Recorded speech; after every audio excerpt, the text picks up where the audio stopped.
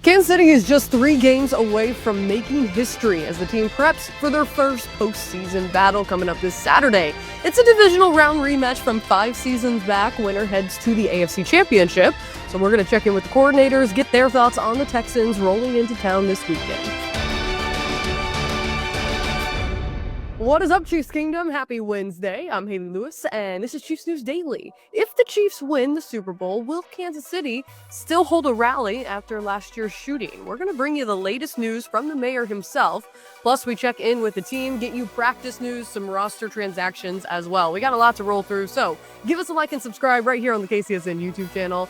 And let's get this episode rolling. Well, Mike Hendricks and Sam McDowell with the Kansas City Star just put out an article saying in the event of the Chiefs three-peating, Kansas City plans to host another parade. But after last year's shooting, Kansas City leaders are considering potential changes, including dropping the Union Station rally.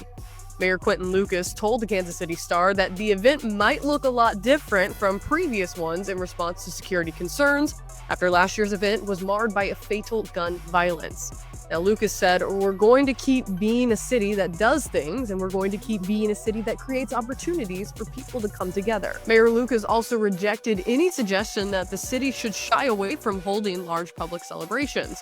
The article continues to write that Lucas believes there should be a parade downtown, but he said local leaders and the Chiefs have been discussing whether to forego any mass rally. The Kansas City Star continues to write that Lucas confirmed one option is that the parade would follow a ticketed kickoff rally, location not determined yet, that would feature remarks by the Chiefs and local dignitaries. A smaller crowd would enter that venue through security checkpoints, as fans do for any professional sporting event.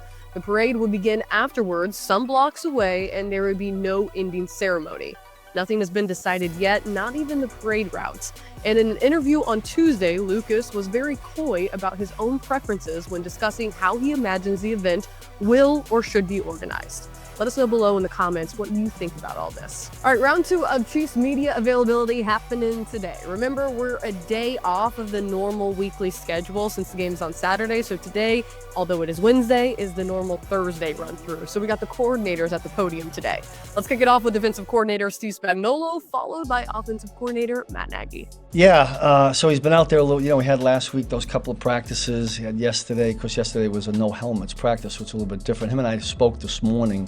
I think these next 2 days will be really important because hopefully we're going to get outside here with helmets and at least shells on.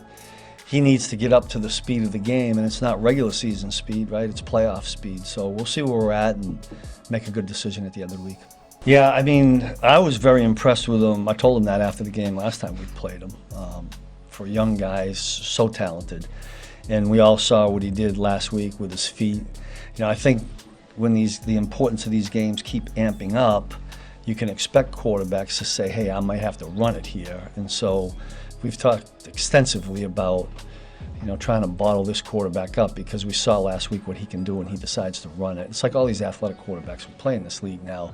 It brings a whole nother dimension, and you got to figure out ways to, whether you commit one guy to the quarterback, turn 3 loose, however you do it, you got to have ways to do it. Now, with that being said, we got to get him in those situations. I mean, it's first and second down, and they're on schedule. That makes it really tough. When a quarterback takes off on a first and second down, run pass call, and it ends up passing, he's going. That's challenging. I'm going to just hang here with what and that's where it's at. I mean, I'm a tunnel vision guy.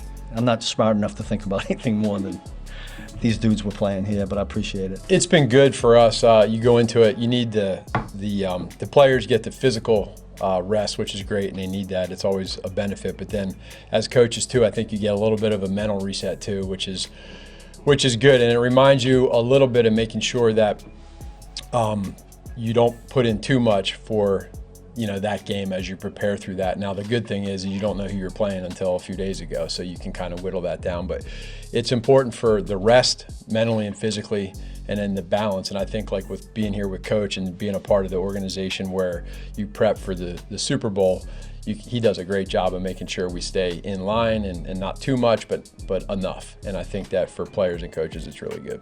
Yeah, it's a good process where they both are able to get in there and just kind of give it their best, which I think is great. And they're two big time professionals that understand how to handle this and how we'll go about it. And that's all you can really do is know.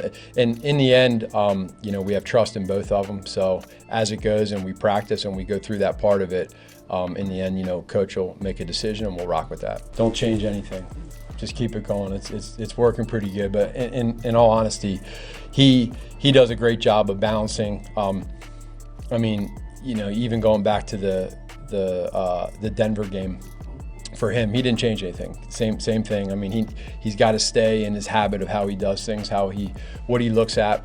And then again, for him too, like not do too much. Don't start, because what happens is you start chasing ghosts. You see so much that you end up maybe sometimes talking yourself out of something that's pretty good. Yeah, it's not easy to go through what you're saying, because every week you're public enemy number one and you're getting the team's best. So there's that mindset, I think, of the mental callous of being prepared every single week to know you're going to get the best. Now you get into the playoffs and you have the benefit of home field advantage, which is massive. But we talk about it all the time. The speed of the game is so much faster. And every play matters. I mean, not that they don't before, but like now it's win or go home. So I think it's bigger challenge for us as coaches and for the experienced players to make sure that guys like Xavier Worthy and some of these rookies that are going to be playing a lot is making sure they understand, locking in on the simple things of no penalties, being decisive with that ball security.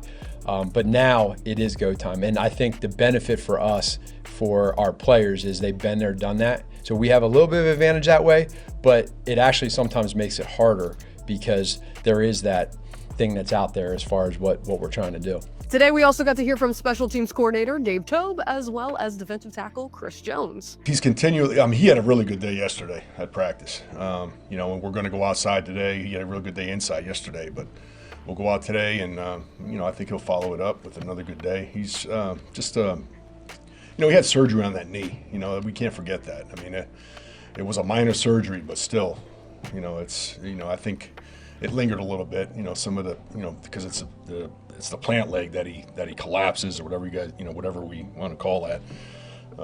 So it's changed up things a little bit, but he's, I think he's looked good, most recently. Yeah, that's what I mean when I say he's been kicking well. He had a lot of power yesterday. It looked like old Bucker again. So, that's encouraging. Yeah, we've had a lot of weather games, and we do certain things as far as if it's a gusty, we hold it and hold the snap, and there's all different things that you can do. But we have a lot of experience kicking in the cold weather, so we feel like that's an advantage for us. If you're sitting in a stadium and you see the flags, and I don't want to give away your secrets, but if you see the flags blowing one way, it's going to be opposite on the field, because the wind comes down and hits on one of our the side of the stadium and then blows back across. So it's opposite of what you see with the flags. It's kind of different. But I don't really care about Pro Bowls, man. No, like when you think about it, I had 15 and a half sacks my third year, and then didn't even make a Pro Bowl. So that's when I stopped really caring about like making a Pro Bowl. Or All Pro is important to me, because it's like the best at your position, and that's a respect thing from your peers and also from the league executives. But Pro Bowl, I never really cared about it. I felt like it was a popularity contest, but we care about Super Bowls here, man. Like, listen, they can keep all the bowls they want, man. We care about Super Bowls, and that's what we play for. That's what we care about. That's the most important thing. I feel really, really good. I was able to get 3 weeks of rest and get my legs back under me. It was a long season. Fortunate enough, we was able to seal the first round bye after the Pittsburgh game, and I was able to take another week off. So I basically had like 2 to 3 bye weeks. Feel really good, feel excited, ready to go play some football. All right, as for practice, again, all players expected to participate. Yesterday, the only player who was limited was wide receiver Mecole Hardman. All right, go ahead and take a look at today's report for both the Chiefs and the Texans. Matt Derrick from Chiefs Digest shared on Twitter shortly after the team pressers wrapped up that the Chiefs have signed wide receiver Jason Brownlee to the practice squad, and they've terminated the contract of tight end Robert Tonyan. Alrighty, folks, we're going to wrap up today's show with the usual. We got some post patterns heading onto Twitter for what is trending around the Kansas City Chiefs. Up first, we got the New Heights Show releasing a new episode featuring NBA legend LeBron James. The Lakers forward recently said Christmas Day belonged to the NBA, but the Kelsey brothers had to politely disagree. Who owns Christmas? According to you, I love the NFL, but Christmas is the NBA's. We are sneaking in on that territory now. I saw the f***ing numbers after the fact. You guys kicked our ass, all right? Okay? From a viewership standpoint, y'all kicked our ass. The games weren't as great as they should have been. I thought it was a pretty good game. Well, you have f***ing Beyonce come out there, Pat Mahomes and Travis, you guys go there and kick Pittsburgh. You know, when you go out there, you got your little brother and he may get beat up one time. You're like, hey, we didn't lose that fight. We stand here. we didn't lose. That's how I felt. I had to stand up. I had to stand up for the NBA.